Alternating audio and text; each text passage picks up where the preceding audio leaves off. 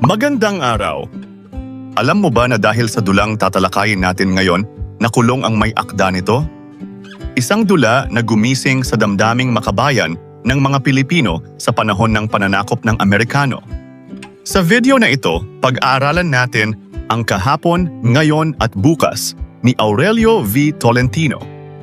Isa itong simbolikong akda na gumagamit ng mga tauhang may malalim na kahulugan upang ilarawan ang kalagayan ng Pilipinas sa panahon ng mga Amerikano. Bukod dito, iisa-isahin din natin ang mga tauhan at kanilang sagisag o simbolismo sa dulang ito, ang buod sa unang tagpo ng Kahapon, Ngayon at Bukas, at bibigyan nun natin ng sagot ang mga mahahalagang tanong sa bahaging ito ng dula. Kaya kung naghahanap ka ng malinaw na paliwanag ng Kahapon, Ngayon at Bukas, buod, mga tauhan at simbolismo, nasa tamang video ka. Tara at simulan na natin ang ating aralin. Ang pamagat na Kahapon, Ngayon at Bukas ay hindi lamang tumutukoy sa panahon. Isa itong makapangyarihang simbolo ng kasaysayan ng Pilipinas. Ang Kahapon ay sumasagisag sa panahong nakaraan, kung saan dumanas ang bansa ng pananakop at pang-aapi. Ang Ngayon naman ay kumakatawan sa kasalukuyang kalagayan ng bayan sa ilalim ng bagong kapangyarihan. At ang Bukas ay nagsisilbing pag-asa at mithiin ng ganap na kalayaan para sa ating bayan. Sa pamamagitan ng alegorya, nais ipakita ni Tolentino na ang kasaysayan ng bansa ay isang tuloy-tuloy na pakikibaka mula sa pang-aapi patungo sa pagkamulat hanggang sa inaasam na kalayaan. Ngayon naman ay talakayin natin ang mga tauhan at simbolismo sa Kahapon, Ngayon at Bukas at ang kanilang kinakatawan sa dula. Inang bayan. Sumisimbolo sa Pilipinas ang inang patuloy na nasasaktan ngunit hindi tumitigil sa paggising sa kanyang mga anak. Dilat na bulag. Sagisag ng Espanya. Tila nakamulat ngunit bulag sa katarungan. Bagong sibol. Kumakatawan sa Amerika. Bagong kapangyarihang umusbong. Masunurin, larawan ng babaeng Pilipinang sunod-sunuran. Tagailog, sumisimbolo sa Katagalugan o mga revolusyonaryong Pilipino. Matanglawin, sagisag ng gobyerno ng Kastila.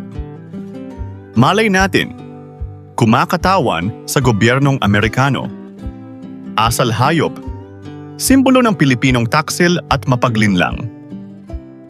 Haring Bata, kumakatawan sa Haring Inchik sa alegorya ng dula. Halimaw, sagisag ng Praile. Walang tutol, larawan ng lalaking Pilipinong hindi lumalaban.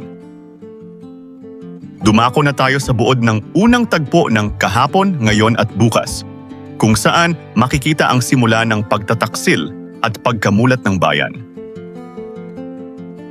Nagsisimula ang dula sa isang bakurang may sagingan at iba pang halaman sa paligid sa gitna ng isang balag. Naroon ang mga taong bayan. Nakahanay ang mga babae sa kanan at ang mga lalaki sa kaliwa. Lahat sila ay may hawak na kopang ginto. Masaya ang kanilang muka. Sila ay nag-iinuman, nagsasayawan at nag-aawitan bilang pagpupugay kay asal hayop. Siya ay pinupuri nila. Ipinagdiriwang ang buhay ni asal hayop at ipinapanalangin ang kanyang kasaganaan habang ang lahat ay nagtataas ng mga kopang may alak. Ngunit sa gitna ng kanilang kasayahan, biglang dumating si Inang Bayan kasama si Tagailog. Galit at dalamhati ang makikita sa mukha ni Inang Bayan. Hindi siya makapaniwala sa kanyang nasaksihan. Habang sariwa pa ang alaala ng mga bayaning nagbuwis ng buhay, habang mainit pa ang mga libingan, ang kanyang mga anak ay nagdiriwang. Tinawag niya silang mga walang puso, mga walang dangal. Binalaan niya sila na ang kanilang iniinom ay may lason, hindi lamang lason sa katawan, kundi lason sa kaluluwa. Ngunit imbes na makinig, tinawanan lamang siya ni asal hayop at ng mga tao. Tinawag siyang manggagaway, hinamak, at sa sukdulang paglapastangan, sinampal at sinakal pa ni asal hayop si Inang Bayan. Inawat lamang siya ni walang tutol kaya binitawan ni asal hayop si Inang Bayan. Ngunit hindi nagpatinag si Inang Bayan. Ipinakita niya ang mga libingan ng mga bayaning nag-alay ng kanilang buhay para sa bayan. Sa harap ng mga puntod, natauhan ang marami. Nahulog ang kanilang mga kopa maliban kay Asal Hayop. Lumuhod sila. Nakaramdam ng hiya at pagsisisi. Ngunit may isang hindi natitinag. Si Asal Hayop. Matapos ang kanyang matinding panawagan, iniwan ni Inang Bayan ang mga taong bayan. Dala ang sakit at pagkadismaya. Noon na may nagsalita si Taga-Ilog. Hinikayat ang kanyang mga kapatid, ang taong bayan, upang mabuksan ang kanilang isipan sa patuloy na pananakop ng mga dayuhan. Sabi ni Taga-Ilog, ay 20 taon na raw ang pagkakaalipin ng bayan. Hindi dapat magpatuloy ang katahimikan. Panahon na upang maghanda. Panahon na upang magsandata. Panahon na upang lumaban. Sumang-ayon ang mga taong bayan. Nagpasya silang labanan si Haring Bata at bawiin ang kanilang kalayaan. Ngunit sa kanilang pag-alis, naiwan si Asal Hayop at dito lumabas ang kanyang tunay na iniisip. Para sa kanya, mga mangmang ang kanyang mga kababayan. Mas mabuti pa raw ang salaping alipin kaysa sa mahirap na malaya. Minamaliit niya ang sariling kababayan at tinawag silang hangal. At nagpasya si Asal Hayop na isumbong ang kanilang plano. Lumapit siya kay Haring Bata at ibinulgar ang balak ng mga revolusyonaryo. Bilang kabayaran, binigyan siya ng salapi at isang tansong tsapa. Tanda na makapapasok siya sa kampo ng kaaway at makapaglalahad ng mga lihim ng kanyang mga kababayan. Tinanggap niya ang salapi. Tinawag pa niya itong kanyang tunay na ina at bathala. Hindi alam ni Asal Hayop na nakita pala lahat ni Inang Bayan ang kanyang pakikipagsabwatan kay Haring Bata, maging ang pagtanggap niya ng pera at ng tsapang tanso. Noon di bumalik siya sa kanyang mga kasama at nagpanggap na handang makibaka. Tinanong niya si Taga-Ilog kung kailan nila sasalakayin sina Haring Bata at kung ano ang gagawin para maisakatuparan ang kanilang plano. Sinabi ni Taga-Ilog ang plano kay Asal Hayop, saka dumating ang kanilang mga kasama sa pakikibaka. Habang naghihintay sa iba pa nilang mga kasama, nagpaalam si Asal Hayop na uuwi muna at ipinangakong sasama sa kanila sa pakikipaglaban kay Haring Bata. Nangako pa siya kung saan sila mamamatay ay doon din siya magpapakamatay. Ngunit hindi nalinlang si Inang Bayan. Aalis na sana si Asal Hayop kung hindi napigilan ni Inang Bayan. Sa harap ng lahat, tinanong niya si Asal Hayop kung may dala ba itong salapi o tanso. Mariing itinanggi ni Asal Hayop na siya'y may dalang salapi o tanso. Hindi ito pinaniwalaan ni Inang Bayan, kaya sinabi niya sa kanilang lahat na pinagtaksilan sila ni Asal Hayop at ipinagbili sila kay Haring Bata. Kinapkapan nila si Asal Hayop at natagpuan sa kanyang bulsa ang salapi at ang tansong tsapa na may tatak ni Haring Bata. Nabunyag ang kanyang pagtataksil.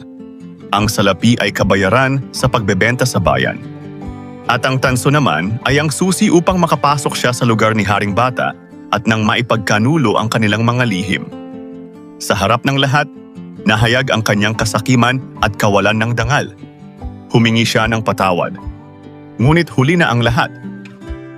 Sa buod ng kahapon, ngayon at bukas unang tagpo, malinaw na ipinakita ang dalawang uri ng mamamayan, ang tapat at ang taksil. Ito'y isang matinding paalala na ang tunay na kalaban ng bayan ay hindi lamang ang dayuhan, kundi ang sariling kababayang nagtataksil sa kanyang pinagmulan. Ngayong nalaman nyo na ang buod ng unang tagpo, halina't talakayin naman natin ang mga mahahalagang tanong. Bakit Tsino ang ginawang kalaban sa bahaging ito ng dula sa halip na Amerikano? Sa unang bahagi ng dula, si Haring Bata, na sumisimbolo sa isang haring inchik, ang ipinakitang kalaban. Ginawa ito ni Aurelio Tolentino hindi dahil Tsino talaga ang tinutukoy niya, kundi dahil sa panahong iyon nasa ilalim ang Pilipinas ng pamahalaang Amerikano at mahigpit ang kanilang pagbabantay sa mga akdang maaaring magpasiklab ng damdaming makabayan. Kapag diretsong Amerikano ang ginawang kalaban sa dula, maaaring hindi ito payagang maipalabas at agad na ipagbawal. Kaya gumamit ang may akda ng simbolo o alegorya para maipahayag ang kanyang mensahe nang hindi tuwirang binabanggit ang Amerika. Sa madaling salita, paraan ito ni Tolentino upang maipakita ang kanyang pagtutol sa pananakop nang hindi agad nahuhuli o napipigilan. Kahit hindi tahasang binanggit ang Amerika, malinaw pa rin sa mga manonood ang tunay na mensahe ng dula. Isa itong malikhaing paraan upang maiparating ang mensaheng makabayan sa kabila ng pagbabawal. Sa paanong paraan ipinakita na tunay na asal hayop si asal hayop? Tinawag siyang asal hayop sapagkat ipinakita niya ang kawalan ng dangal at katapatan. Mas pinili niya ang salapi kaysa sa kapakanan ng bayan.